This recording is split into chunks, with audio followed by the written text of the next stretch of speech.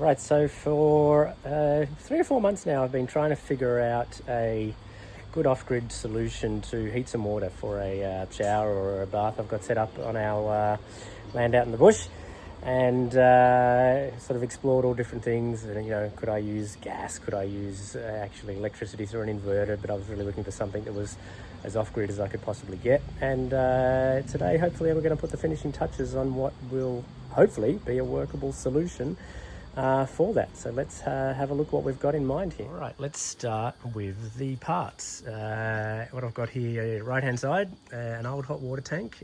This one's about 50 litres. That's the Facebook Marketplace purchase. This one does look a little bit on the old side, but I'm hoping it's going to do the job. It still apparently works, and it has all the electrical components to it. Hello, dog. But we're not going to be using those. We're just really going to be using it as a water storage tank. Now, the reason I decided to get a hot water tank for this is because of the insulation. And this way, when I do warm the water, I'm hoping it'll stay warm for a decent amount of time. Rest of the parts, what we've got over here, we have a copper coil from Bunnings, very, very simple. Another copper pipe over there, we're going to connect that. The black hose is just some insulation that'll help keep the warm water and not lose its temperature through some of the piping, we're hoping. Couple of flexi hoses, one I had to buy new, one I found in the, yes, hello puppy, in the shed here, and it has a Mitre 10 price tag on it, and given the last time I shopped at a Mitre 10 was when I was renovating my house in Blackheath, something in the order of 30 years ago. That's been sitting in the shed for a long while. Bit of flexi hose there. This is a food grade high temperature hose, and the reason I'm using that is because of this little guy that I've pre-set up here. Some lengths of the flexi hose connected to some brass compression fittings that'll be able to connect it to the copper pipe, and that little guy there is a little water pump that I'm going to use to pump water through this. Now that's just an Amazon purchase. It was about 16 bucks, 12 volt pump, and funny enough, it's exactly the same as a pump that I've had running in my waterfall pump over there somewhere. There it is. And I've had that pump going for probably, I'm going to say 24 hours non-stop for about 3 months now. So pretty happy with the quality of it so far. So there are all the parts. Let's have a look, and then we'll start getting it all put together. Actually, I have done some welds there on the end of the pipe to get some joins going. It's the very first time I've ever soldered copper pipe, so it's a little bit rough, but hopefully it'll do the job. It's going to be under fairly low pressure, so I'm not too worried about leaks, but of course we don't want to leak and lose water. Anyway, let's have a look at what's going to be the next steps. Okay, I've never really actually looked at the tank too much. I pretty much just dropped into the guy that was selling it and gave him the cash and grabbed it as quick as I could because I was a bit short of time that day. But let's have a bit of a squeeze and we'll see what's going on. A couple of mismatched screws.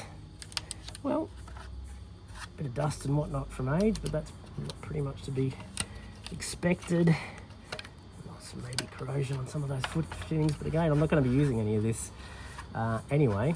It's pretty much going to sit there. I suppose I could pull it out or something, but I'm not sure if there's any need to do that. So, all right, well that's that. Let's get that back together just so it's all out of the way, and we'll see what else. All right, next we're going to have a look, and we'll see what the state of affairs is on the inside of this. Now, here's a tip: never try to shoot a video with dogs around. It's a pain. Anyway, what we're going to do is bit of luck, just get some water in here through the inlet there, and there you go, coming out. Looks nice and clean. That's a good start. So it doesn't seem to be bringing any rust or whatnot out through it as we're washing it, so I think that's promising. All right, I'd say for a simple $100 Facebook Marketplace purchase, there you go, with the hose, that's probably going to do the job for us. All right, what we're going to do now is lay out how this is going to all join together, which maybe is baffling a few people. Let's get this guy open. This is a simple copper coil from Bunnings. This is 1/2 inch, and I think this is about 35 bucks from memory. So that's going to go there. Our pump's going to sit sort of over here in some way. The flexi hoses are going to join one end of this pump to the water tank. Yes, thank you. Out of the way, please. that's just an offcut for demonstration purposes. Get that out of the way. That'll be the insulation later, and what we need to do is basically we're going to connect the copper coil here to the little setup over here with this bit of straight copper pipe. I was originally going to cut this straight down the middle and do it all even, but because of the length that the little pump here is going to give, I think what I'm going to do is do it in such a way where part of the copper is a little bit longer on one of them, and then I can get it sort of as far away from the water tank as possible, but nice and even on that end. So let's see what we can do to make that work. All right, next up, what we need to do with this copper coil, how it's come out of the pack, is we need to sort of bend these out so they're nice and straight to be able to connect with that to join it all up.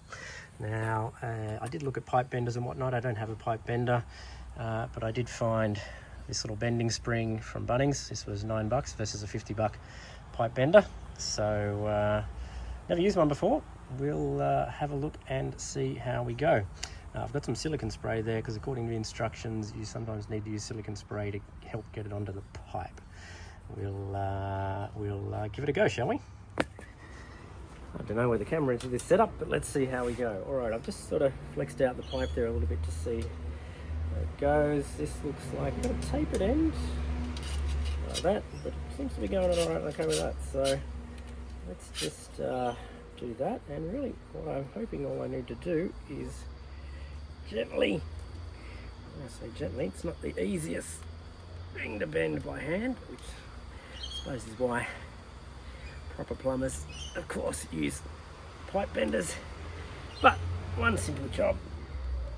I'm hoping this will do the trick. If you're wondering why I'm breaking up a sweat, apart from the effort here, but it's a beautiful 39 degrees in Sydney today, and it is pretty horrid. All right, that's not a bad little bend. Now I've just had a look at that. I could sort of keep that because that's kind of lined up, but let's see. I think we'll try and get the bend going because we can always tighten in that coil a bit. So, all right, take two like that. That'll straighten a bit there like that, and we've got, well, you know, parallel enough for the job I'm doing. Good. All right.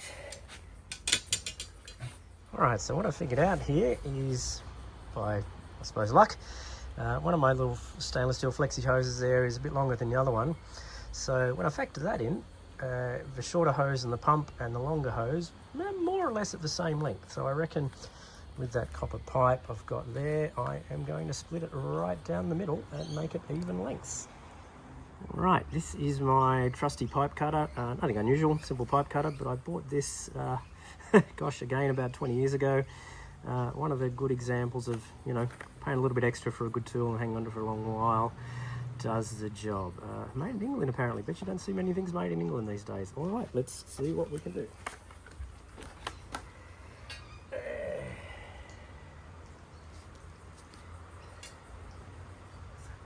she is.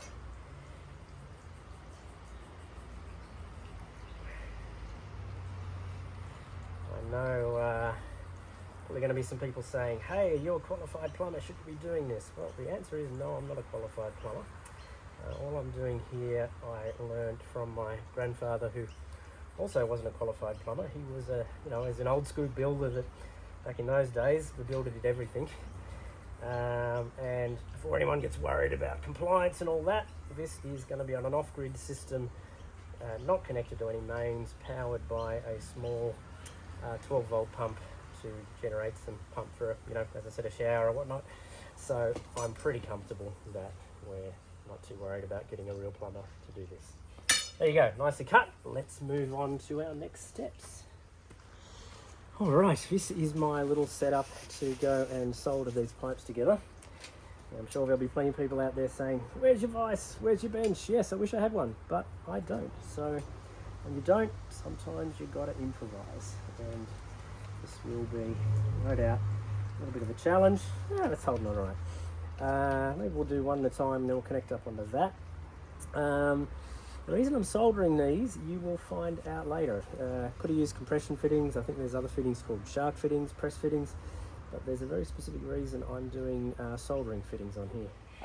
Simple butane blowtorch. I know probably professionals use something much fancier, but this has been doing the job very nicely. There's our solder. I thought I had some better solder somewhere in the old shed there, but as usual, can't find it.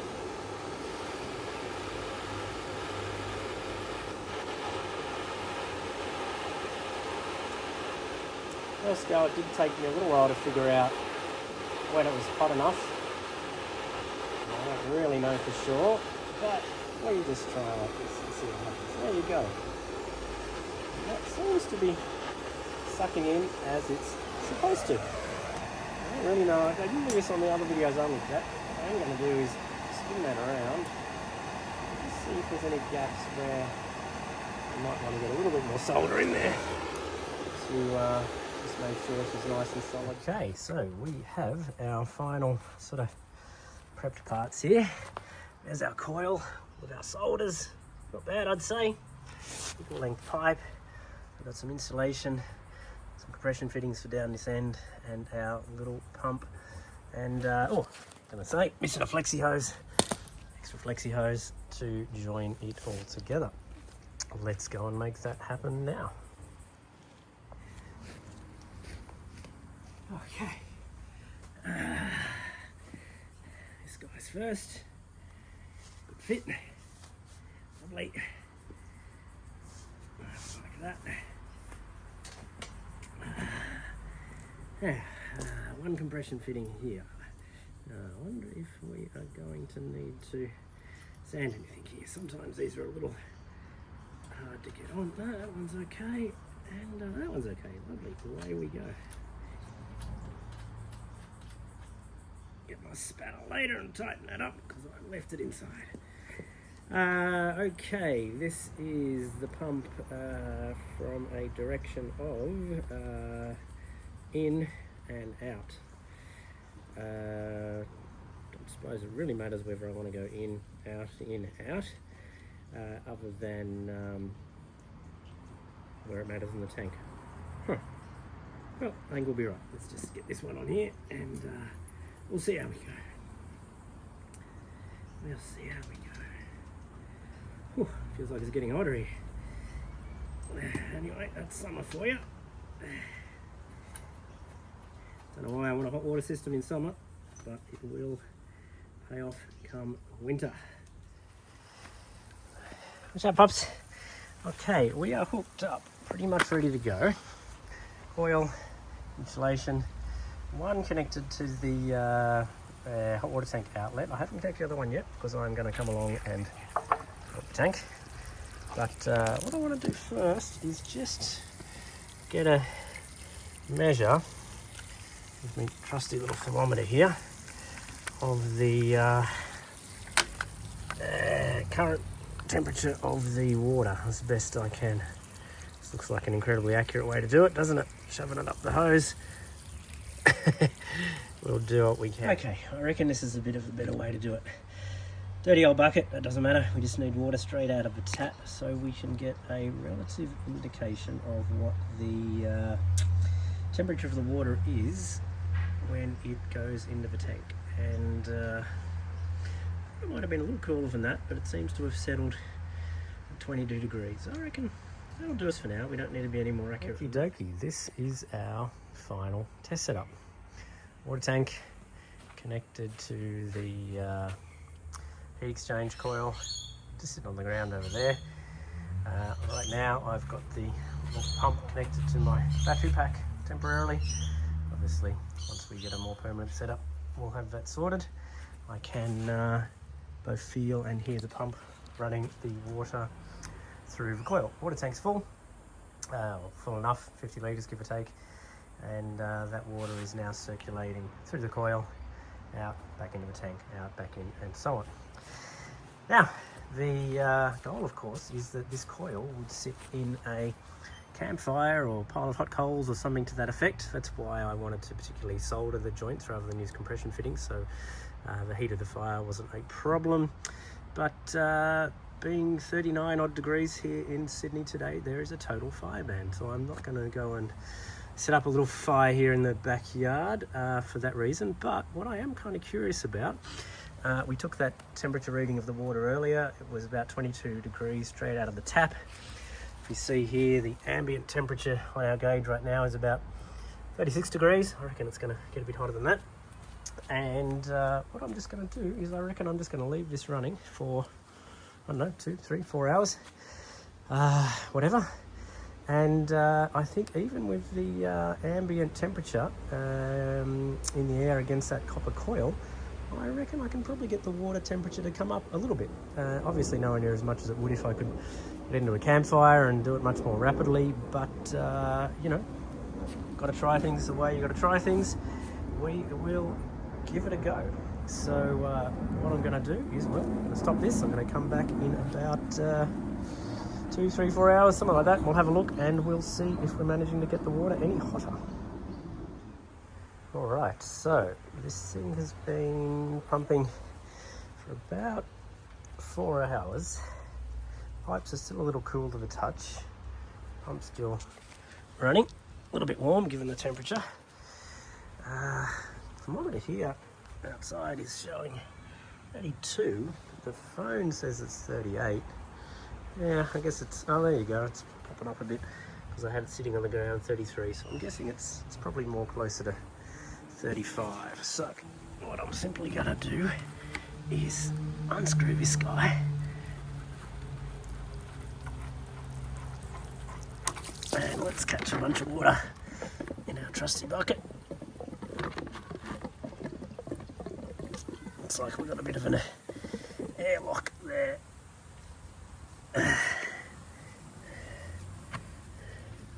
So I'll undo the top as well, which should let some air in. There we go.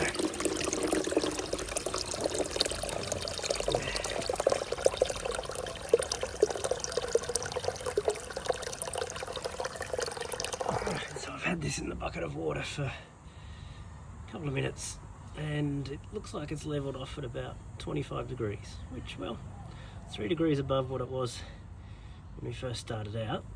It's possibly it's warmed up a little bit just from sitting in the tank, but the tank is insulated, so I reckon we got most of that gain by pumping through the pipe. There you go. Now, of course, the real test will be when we get the whole set up into a campfire and we can really get it cranking. But I'm afraid, folks, we're going to have to wait until we get a break from these fire bans, so I will report back then.